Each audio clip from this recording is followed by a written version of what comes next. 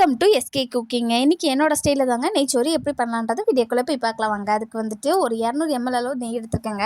இதில் வந்துட்டு ஒரு 2 பட்டை, ஒரு 3 ஏலக்காய், கிராம்பு, பிரிஞ்சி இலை இதெல்லாம் சேர்த்து நீங்கள் ஸ்பைசஸ் உங்கள் வீட்டில் என்ன இருந்தாலும் அதில் ஆட் பண்ணிக்கோங்க. நல்லா வாசமாக இருக்கும்.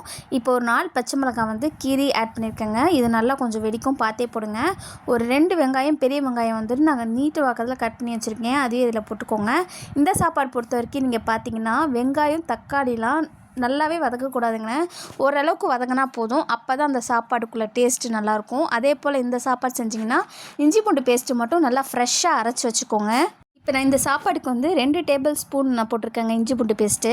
ஒரு தக்காளி, பெரிய தக்காளியாக போட்டிருக்கேங்க. ஏன்னா தக்காளி வந்துட்டு ஒரு தக்காளி சேர்த்தாலே போதும் இந்த சாதம். இல்லைனா வந்து தக்காளி சாதம் மாதிரி நிறையா போட்டிங்கன்னா அந்த புளிப்புத்தன்மை அந்த டேஸ்ட்டே கெடுத்துருவாங்க. அதனால் ஒரு தக்காளி நீங்கள் போட்டாலே போதும். நான் 2 டம்ளர் ஃபுல்லாக அரிசி போட்டிருக்கனால ஒரு தக்காளி போட்டிருக்கேன். இப்போ ஒரு கைப்பிடி அளவு புதினா, கொத்தமல்லி இதில் ஆட் பண்ணிக்கலாங்க.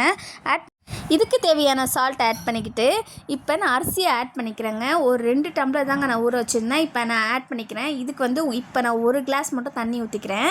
ஏன்னா பார்த்தீங்கன்னா இப்போ அந்த 1 கிளாஸில் அந்த அரிசியும் தண்ணியும் நல்லா கொதி வரட்டும். கொதி வந்ததுக்கப்புறம் நான் புளிப்பில்லாத தயிர் 1 கரண்டி ஊற்றிருக்கேங்க.